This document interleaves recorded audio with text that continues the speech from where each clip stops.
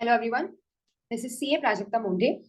Hope आप सब लोगों की प्रिपरेशंस बहुत अच्छे से चल रही हैं for the upcoming examinations.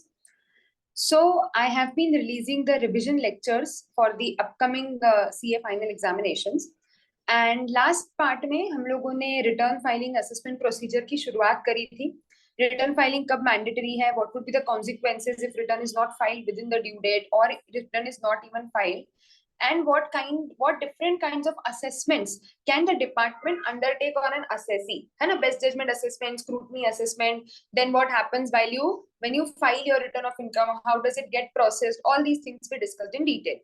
Now the last category of assessment, that is what we are going to discuss in today's part, is income escaping assessment. As it is a very specific और different category of assessment, मैंने उसको अलग से part में रखा है ताकि you are able to concentrate only on income escaping assessment for this part. Now to give a brief, what is income escaping assessment? तो नॉर्मल बोलचाल की भाषा में हम लोग इसको रीअसेसमेंट भी बोलते हैं, इनकम एस्केपिंग असेसमेंट और रीअसेसमेंट। बेसिकली ये एक तरीके से एक एक्सटेंडेड टाइम पीरियड प्रोवाइड करता है। So suppose in any particular previous year the department is of the view कि आपकी कोई इनकम है जो कि रीअसेस करने की जरूरत है। क्यों? या तो वो असेसमेंट से छूट गई, मतलब आपका स्क्रूटनी असेसमेंट हुआ और नहीं हुआ व्हाटएवर, बट डिपार्टमेंट को बाद में लगा कि अरे एक कोई पर्टिकुलर केस में ये भी इनकम असेस होनी थी जो रह गई, या फिर जो इनकम असेस हुई वो इनकम टैक्स एक्ट के प्रोविजंस के हिसाब से बराबरी से नहीं हुई है, it is not in accordance with the provisions of the income tax act, then in that particular case income has escaped assessment. It would be said to be as that your income has escaped assessment, and therefore this income escaping assessment comes into place. Now sections 147 to 151 talk about income escaping assessment. When I say income escaping assessment, what is the procedure? So finance act 2021 में ये procedure जो है वो पूरी revamp कर दी, सब कुछ online हो गया। इनिशियल प्रोसेस बहुत अलग हुआ करता था। I am not going into that detail because it is not relevant from examination point of view. अब जो प्रोसेस है that is full system driven. So there would the particular cases which are to be selected for reassessment, वो system generated selection होगा, हम पढ़ेंगे अभी section में। अगर डिपार्टमेंट को लगता है, आपके पास मतलब ऑफिसर को लगता है there is an information, assessing officer is having an information that certain income in your case has escaped assessment, then that particular income would be then that particular basis on that particular information the assessing officer would first initiate an inquiry. तो पहले directly आपको notice नहीं आएगा कि भाई हमको पता चल गया है तुम्हारी इतनी इतनी इनकम है जो एस्केप हुई है, अभी असेसमेंट इनिशिएट हो गया। नहीं, असेसमेंट इनिशिएशन से पहले एक इंक्वायरी करी जाएगी, अपॉर्चुनिटी ऑफ बीइंग हर्ड दिया जाएगा कि हमारे पास ये हमको इंफॉर्मेशन मिली है, हम पहले आपसे पूछना चाहते हैं तुम इसके बारे में क्या कहना चाहते हो।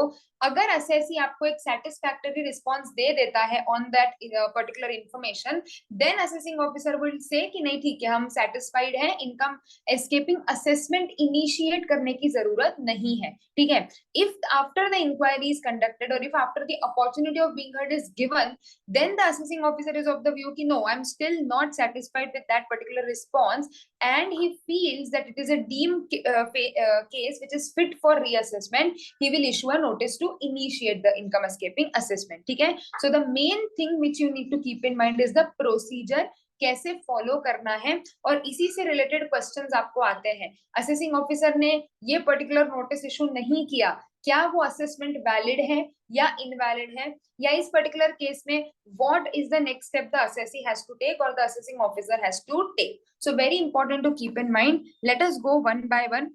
One, income escaping assessment 147. If any income chargeable to tax has escaped assessment, then the assessee, subject to the provisions of 148 to 153, assess or reassess such income or recompute the loss etc. for that particular assessment year. Now how many years can you take, पिछले कितने सालों के लिए देख सकते हैं, and all that we'll go into the details. Okay, now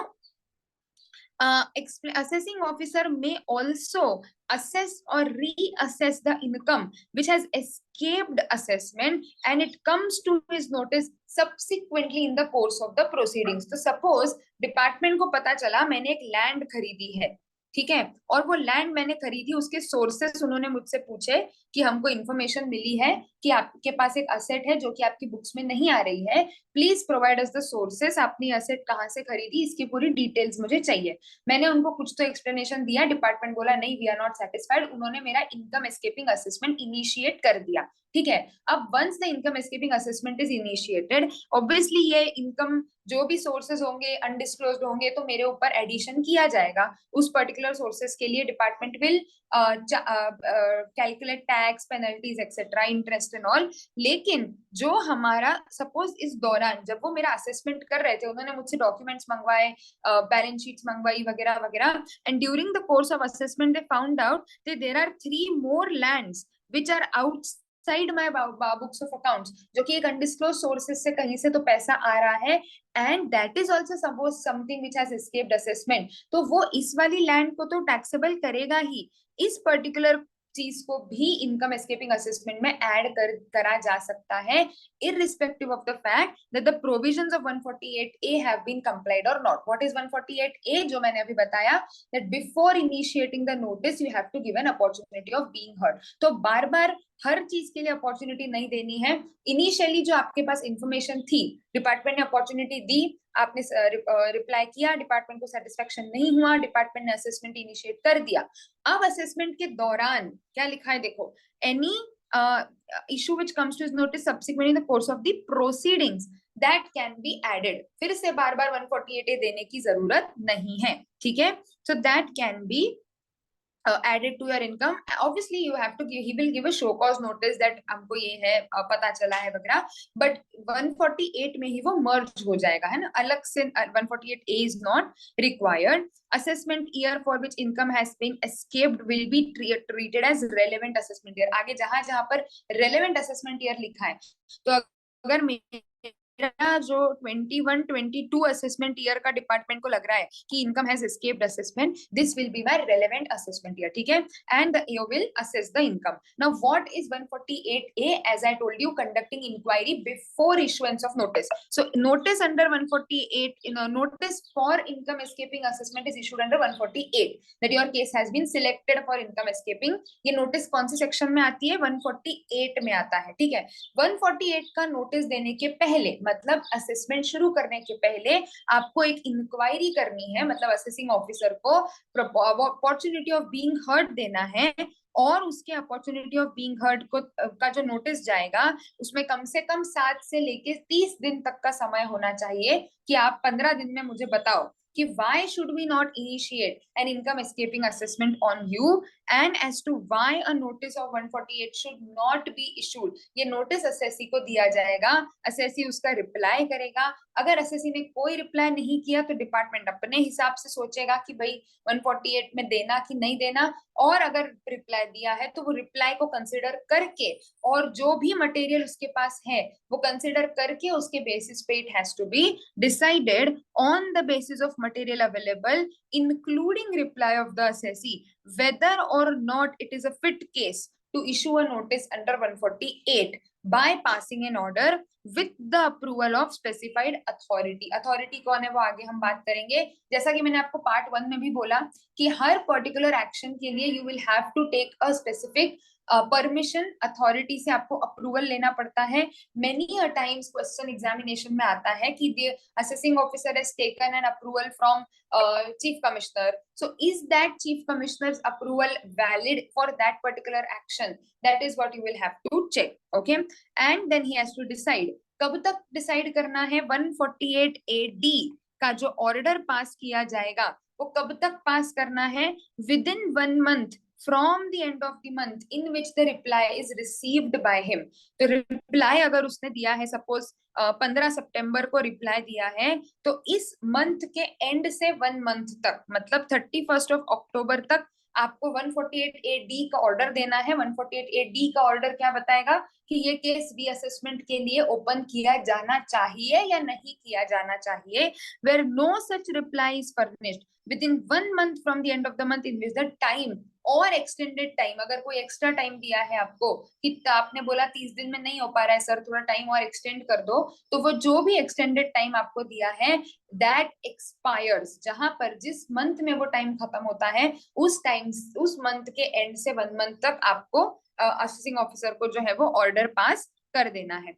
now in the Finance Act 2021, they changed the procedure and all, no doubt that is a very major change. Another very major change that they have done is that they have merged the income escaping assessment and the search assessment. तो पहले ये दोनों के अलग अलग assessment हुआ करते थे। 2021 में उन्होंने सोचा कि यार अगर किसी के ऊपर सर्च हुआ है तो अल्टीमेटली उस पर्टिकुलर पर्सन की इनकम ही तो एस्केप हुई ना, मतलब सर्च हुआ मीन्स व्हाट कि इनकम एस्केप्ड असेसमेंट। तो why to follow two different processes and so let us merge them. तो रीअसेसमेंट मतलब अगर आपके सर्च इनिशिएट हुई है तो भी आपके ऊपर असेसमेंट कौन से सेक्शन में ओपन होगा, 147 में ही ओपन होगा। और अगर कोई और तरीके से आपकी इनकम एस्केप हुई है then also your income will be assessed under section 147। So before going to non applicability of 148A, let us first discuss that under what circumstances it will be considered that the assessing officer has a information। 148A की अगर आप शुरुआत देखोगे तो वो क्या बोलता है कि जैसे ही उसको इंफॉर्मेशन मिलती है कि कोई इनकम एस्केप हुई है उसको इंक्वायरी करनी पड़ेगी। तो इंफॉर्मेशन मतलब क्या, किसी ने आकर के उसके कान में बता दिया तो वो क्या इंफॉर्मेशन मान ली जाएगी। So information has been specifically what we can say defined for the purposes of section 148 and 148A। information क्या है, information in the case of an assessee for the relevant assessment year as per the risk management strategy। तो department ने कुछ internal software बनाए हैं, उनमें अगर आपका केस सिलेक्ट हो जाता है एज अ इंफॉर्मेशन उनको फ्लैग हो जाती है तो that will be considered audit objection कि आपके जो इनकम है वो प्रोविजंस के हिसाब से सही तरीके से नहीं असेस हुई है। Information received under an agreement, double taxation के जो हमारे अवॉइडेंस अग्रीमेंट्स होते हैं, इंटरनेशनल अग्रीमेंट्स होते हैं दूसरी कंट्रीज के साथ, उनमें कोई इंफॉर्मेशन मिली है कि आपका कोई इनकम एस्केप हुई है। Information available to the assessing officer under the 135A scheme, जो फेसलेस स्कीम है हमारी कलेक्शन ऑफ इंफॉर्मेशन की, उसके थ्रू असेसिंग ऑफिसर को पता चला है कि हाँ इसकी income which has been escaped assessment, और any information which requires action in consequence of the order of a tribunal or court. इन सारे केसेस में it will be considered that yes the assessing officer has information. तो अगर इन points में से कुछ भी असेसिंग ऑफिसर के पास आया तो फिर वो पहले 148A देगा, 148A के बेसिस पे 148AD देगा और 148AD के बेसिस पे 148 का नोटिस इशू करेगा। ठीक है, now cases where the assessing officer is deemed to have information, मतलब अगर ये 5 पॉइंट्स नहीं भी फुलफिल हुए लेकिन ये फुलफिल हो रहा है तो ऐसा मान लिया जाएगा कि असेसिंग ऑफिसर के पास इंफॉर्मेशन ऑलरेडी है for initiating income escaping assessment. What are those cases? Search is initiated under 132 on or after 1 April 21, क्योंकि अमेंडमेंट तभी हुई है, या फिर रिक्विजिशन किया है बुक्स का 132A में, तो it will be deemed that the assessee has an officer has an information. Survey is conducted under 133A, तो सर्वे हुआ है other than survey for TDS और TCS verification again on or after 1 April 21, assessing officer is satisfied कि कोई money, bullion, jewelry etc is seized under 132 or requisition of 132A in case of any other person on or after 1 April belongs to the assessee। तो search तो किसी और का initiate हुआ है लेकिन जो बुक्स या जो भी ज्वेलरी वगैरह मिला है उस सर्च में वो असेसी को लग रहा है कि नहीं, आपका ऑफिसर को लग रहा है कि आपका है, मतलब असेसी किसी दूसरे असेसी का है, तो भी इनिशिएट किया जा सकता है। Assessing officer is satisfied obviously with the approval that any books of accounts which are seized or requisition in any other person after 1 April 2021 is pertaining to any other assessee. तो जिसका reassessment open करना है उसके घर पे search नहीं हुई है, सर्च तो किसी और के घर पे हुई है, पर वो तो डूबा, तुमको भी लेके डूबा, तो बेसिकली उसकी सर्च में तुम्हारे काले चिट्ठे खुल गए। There will also be considered to be deemed information for the assessing officer। तो in cases में it will be deemed that the assessing officer has information to initiate the income escaping assessment. Okay, now what will happen if there is a search? क्या उसको फिर से 148A comply करना पड़ेगा या फिर नहीं? उसको 148A कंप्लाई करने की जरूरत नहीं है, वो डायरेक्टली 148 इशू कर सकता है. देयर कम्स द केस कि नॉन एप्लीकेबिलिटी ऑफ 148A. मैं इसका एक फ्लो चार्ट बनाऊंगी आपको इस बहुत इजीली समझ में आने के लिए. अगर सर्च इनिशिएट हुई है, बुक्स रिक्विजिशन हुए हैं या किसी और की सर्च इनिशिएट हुई है, डिपार्टमेंट को लगता है आपकी असेट्स हैं, आपकी ज्वेलरी वहां मिल गई, आपके डॉक्यूमेंट्स वहां पर मिल गए हैं, या फिर किसी और के घर पे कुछ डॉक्यूमेंट्स वगैरह रिक्विजिशन हुए that belongs to the assessee, or the assessing officer has any information as per the income collected as per section 135A. In this case 148A is not applicable. मतलब अगर सपोज किसी assessee के यहाँ पर red हुई है, 132 में search हुई है, तो उसका case directly deem fit for 148 हो जाएगा. उसको 148A अलग से इशू करने की जरूरत नहीं है. अब बहुत बार एक माइन्यूट सी चीजें जो हम लोग मिस कर जाते हैं, बहुत बार बच्चे इस तरीके से याद कर लेते हैं कि अच्छा जो सारे डीम्ड टू फिट केस की इंफॉर्मेशन के केसेस हैं उन सब पे 148A नहीं लगेगा. No, there is a very important distinction. Deemed to information वाले केस में हमारे पास एक सर्वे वाला पॉइंट था 133A, लेकिन वो point non applicability of 148A में नहीं है. मतलब अगर सर्वे के दौरान कोई इंफॉर्मेशन मिली है which is suggesting that income has been escaped assessment, still the assessing officer has to follow the procedure of 148A. However, if there is a case of 132 or 132A, then he can directly issue a notice of 148. 148A is not required to be done in that case. I hope it is clear. ठीक है, तो simple सा मैं logic आपको देती हूँ. सबसे पहले उन्होंने बोला इंफॉर्मेशन है क्या तुम्हारे पास. तो अब इंफॉर्मेशन क्या है, तो हम लोगों ने 5 पॉइंट्स की बात करी. Risk management strategy, audit objection, 9090A के थ्रू कोई इंफॉर्मेशन मिली है, देन 135A के थ्रू डिपार्टमेंट को इंफॉर्मेशन मिली है, और any order of court of tribunal और एनी ऑर्डर ऑफ कोर्ट. ठीक है, इनके थ्रू डिपार्टमेंट को इंफॉर्मेशन मिली है. तो इंफॉर्मेशन है तो 147 है, कर सकता है डिपार्टमेंट. ठीक है, अब इंफॉर्मेशन के साथ एक और चीज क्या बोली उन्होंने, भैया डीम्ड इंफॉर्मेशन भी हो सकती है. Deemed information majorly consist of 132 132A cases either at the assessee's place or any other place, but documents or assets belonging to the assessee, or 133A other than वो TDS TCS वाला case. so ये हुआ deemed information. अब ठीक है, information तो है, अब क्या करना, आगे क्या प्रोसेस फॉलो करना. So in all these cases where 133A, in this and this, okay, in all these cases the assessing officer has to issue a 148A notice, and bases on that 148AD का order देगा. और अगर फिर उसको लगता है कि हाँ असेसमेंट ओपन करना है तो 148 का नोटिस देगा. ठीक है, इन 135A and in the cases of search, you do not require to give a 148A. you only have to give a 148 directly. Getting the point? So यहाँ पर 148A would not be applicable. So basically you have to directly issue a notice. Now what is notice under 148? 148 basically बोलता है कि भाई तुम्हारा case खुल चुका है, income escaping assessment has been initiated, and he has to furnish a return of income in response to this notice within a period of 3 months from the end of the month in which the notice has been issued, और such further period जो भी assessing officer को लगता है कि हाँ additional time देना चाहिए, वो टाइम कंसिडर करके एक वो बोलेंगे कि देखो हमको पता तो चल गया कि तुम्हारी इनकम एस्केप हुई है, अब तुम इस इनकम को जोड़ के खुद से रिटर्न भर दो, रिटर्न फर्निश करो in response to the notice under section 148. Okay, so that will be considered as good as a return which has been furnished under 139. तो जो 139 के रिटर्न के बाद प्रोसेस होता है वो प्रोसेस यहाँ पर भी लिया जा सकता है.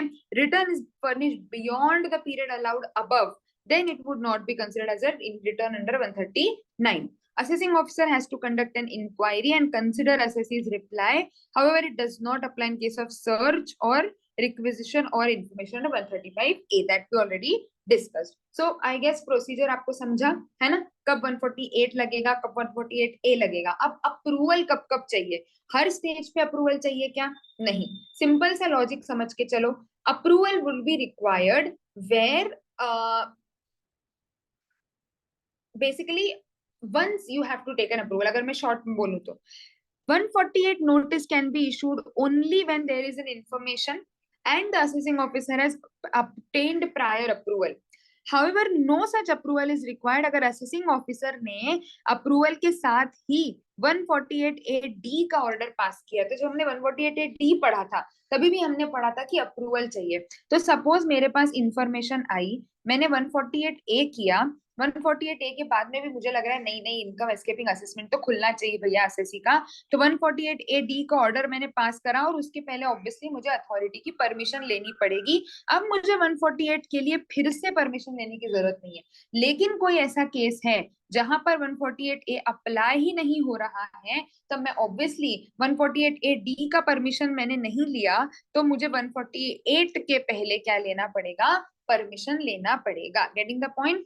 अदरवाइज 148 में फिर से परमिशन लेने की जरूरत, प्रायर अप्रूवल लेने की जरूरत नहीं है। So these are the cases what we discuss up till now is कब रीअसेसमेंट ओपन हो सकता है और कब रीअसेसमेंट ओपन नहीं हो सकता। ठीक है, अब दूसरा बहुत इंपॉर्टेंट चीज आती है कि कौन से ईयर का रीअसेसमेंट ओपन करोगे।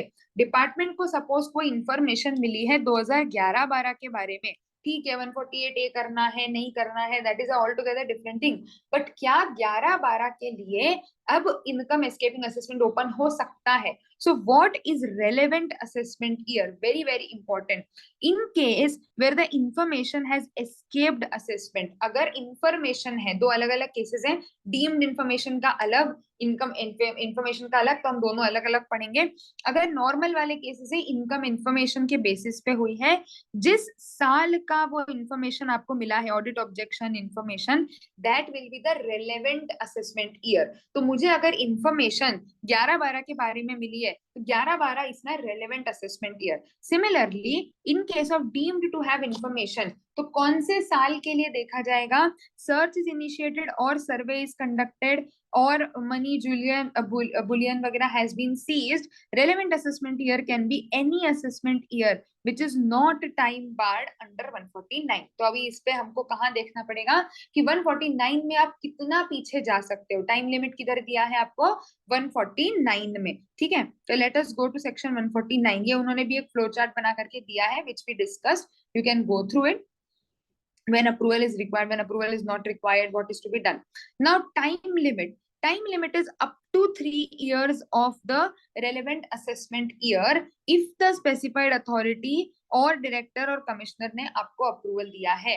तो बेसिकली अगर आपके पास इंफॉर्मेशन है AY 15-16 के बारे में, ठीक है, उन्होंने बोला रेलेवेंट असेसमेंट ईयर से 3 साल खत्म होते तक, AY 15-16 से 3 साल खत्म होते तक आप 148 इनिशिएट कर सकते हो, उसके बाद नहीं। तो अगर आपकी इंफॉर्मेशन है और टाइम बार हो गई है, then it will not be eligible for reassessment, and there is an extended time limit of 10 years if the AO has in possession of books or documents or evidence जो reveal करता है कि जो income escape हुई है that is amounting to 50 lakhs or more. So it is relating to in form of an asset or expenditure or transaction, event, occasion, etc. which is amounting to 50 lakhs or more. यहाँ पर आपको authority कौन सी है देखो, principal chief commissioner, principal director general, chief commissioner और director general. तो अगर आप ध्यान से देखोगे, अगर 3 साल के अंदर अंदर नोटिस दे रहे हो तो अथॉरिटी दूसरी है, और अगर आप 10 साल पीछे जाना चाहते हो which is a huge time limit, पिछले 10 साल आप ओपन कर सकते हो, then in that particular case आपको अथॉरिटीज दूसरी रहेंगी। Okay, so then in that case your income will be assessed to tax. और अगर ये 50 lakhs वाला केस है, मोर देन 1 प्रीवियस ईयर, अगर उनको लगता है कि ये जो 50 lakhs जो क्रॉस हो रहा है 1 साल में नहीं, मोर देन 1 ईयर में हुआ है, every such assessment year may be considered for the income escaping assessment or the reassessment. Asset shall include, it is an inclusive definition, जरूरी नहीं है सिर्फ यही आएगा, और भी चीजें असेट में आ सकती हैं, immovable property, land, building, share, securities, ये सब, loans, advances, deposits, all these mentioned assets are including the asset. Okay, now there are certain extensions. अगर search जो है वो एकदम last में हुई है तो time limit of 15 days will be available, extended time limit of 15 days will be available. अगर search जो initiate हुआ है उसका last authorization या 132A का जो last requisition हुआ है that was after 15th of March, तो 15 दिन उन्होंने extra दिया है, where the information emanates from a statement or summons or 133A or survey or the last initiated authorization executed after 15th of March of the financial year. इन दोनों cases में आपको extended 15 days का time limit मिलेगा, and the period for issue expires on 31st of March. In such cases 15 days shall be excluded for the purposes of computing the period of limitation. Therefore आपका time limit 15 दिन से बढ़ जाएगा.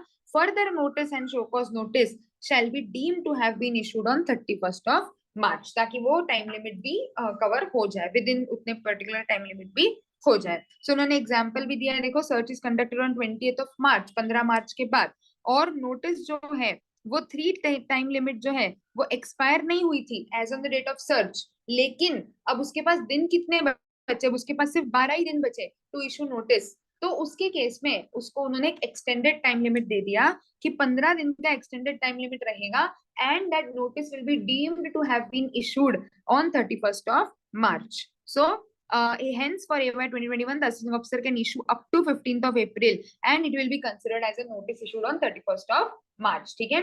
Now some additional points in respect of calculating the time limit, कि any period of limitation, the extended time allowed or the time allowed for the show cause notice of 148A(b) शुरू वाला, वो 7 से 30 दिन वाला, that shall be excluded where immediately after the exclusion of period of limitation does not exceed 7 days. मतलब आपने 148A किया, उसका B का ऑर्डर आया, D का ऑर्डर आने के बाद अब आपके पास अगर सिर्फ 7 दिन या उससे कम का टाइम बचा है, it does not exceed 7 days, the time limit left does not exceed. अगर 15 दिन है तो ठीक है, लेकिन अगर 6 दिन का टाइम बचा है, such period shall be extended to 7 days and the period of limitation shall be extended accordingly. तो उसको आप 7 दिन तक एक्सटेंड कर दोगे, shall be extended to 7 days. okay, 7 days तक एक्सटेंड होगा, by 7 days नहीं, extended to 7 days.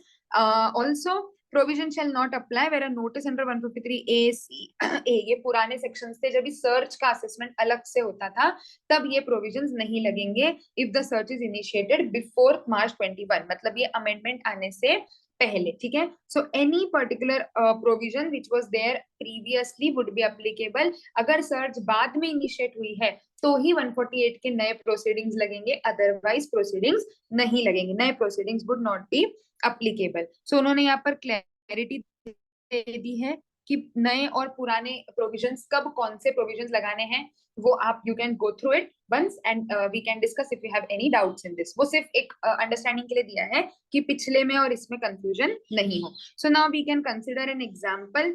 AY 18-19 की इंफॉर्मेशन है, 3 साल खत्म हो गए, 1/4/2023 को या उसके बाद नोटिस नहीं दिया जा सकता. अगर 22-23 की इंफॉर्मेशन पकड़ने में आई है, yes notice can be issued क्योंकि 3 साल का टाइम लिमिट खत्म नहीं हुआ है. और अगर सर्च हमने बात करी 15 मार्च के बाद हुई है तो आपको extended time limit मिलेगा for 15 days, right? So these are some cases where you will be deciding whether this is a time limit within which a notice under reassessment can be issued or not. Now provision where assessment is in pursuance of an order of an appeal. So अगर 149 ने time limit दिया है, ठीक है, अब suppose कोई आगे के ईयर में कोई अपील डिसाइड हुई जिसके बेसिस पे आपको पिछले साल का रीअसेसमेंट ओपन करना पड़ रहा है, तो क्या उसमें कोई रिलैक्सेशन मिलेगा असेसिंग ऑफिसर को? As per 149 no notice can be issued after the expiry of 3 years, है ना, उसने 3 साल का, वो 10 साल एक स्पेसिफिक केसेस में हुआ, बट नॉर्मली अगर हम बात करें तो लिमिट कितनी है, 3 साल. लेकिन उन्होंने यहाँ पर एक रिलैक्सेशन दिया है, restriction is not applicable where notice is issued for making an assessment or recomputation or reassessment for giving effect to a finding in an order passed by authority in any proceeding by way of appeal or in any proceeding. This relaxation has been given in 150 subsection 1. तो suppose AY आगे चल करके मतलब 3 साल के बाद, late से आप AY 12-13 के लिए बात कर रहे हो, और AY 15-16 के असेसमेंट में ये निकल के आता है, अपील ने एक ऑर्डर दिया that this income should be chargeable in AY 12-13। तो अब 12-13 के 3 साल तो चले गए, लेकिन ये रेस्ट्रिक्शन इस केस में अप्लाई नहीं होगा। पर अब ये रिलैक्सेशन क्या आजीवन हो गया, इनफाइनाइट हो गया, कि इसकी भी कोई लिमिट है? इसकी क्या लिमिट है देखो, however such relaxation will not apply where any such assessment or reassessment relates to an assessment year where the assessment could not have been made at the time the order which was the subject matter of the appeal was made on account of the expiry of the time limit at that point itself। मतलब क्या कि ऐसा नहीं है कि 15 साल 20 साल कभी भी, जिस ऑर्डर, जो order was the subject matter of appeal, जब वो ऑर्डर पास हुआ था उस समय पर अगर ये ऑलरेडी टाइम बार हो चुका था तो आगे जाके आपको रिलैक्सेशन नहीं मिलेगा। Getting the point? तो वो ओपन हो सकता था लेकिन नहीं किया, फिर अपील हुई और अपील में पता चला कि अरे पीछे जाना था तो चलेगा, बट अगर वो इनिशियल ही पहले ही टाइम बार हो चुका था, it could not have been opened at that point of time itself, then it will not, this relaxation will not be available. तो ये असेसी को बहुत ज्यादा नुकसान भी नहीं होना चाहिए, इसीलिए रिलैक्सेशन भी एक लिमिट तक लगाया है उन्होंने। ऐसा नहीं आजीवन कभी भी किसी भी साल का ऑर्डर दे दिया तो कभी भी रीअसेसमेंट खोल सकते हैं। Getting the point? So this is all the income escaping assessment as per the new provisions। 151 अभी सब कुछ faceless होता है, so that has to be kept in mind। चलिए, so I hope you understood all the provisions। If there are any doubts relating to income escaping assessment, you can you feel free to reach out, I'll be happy to explain it to you।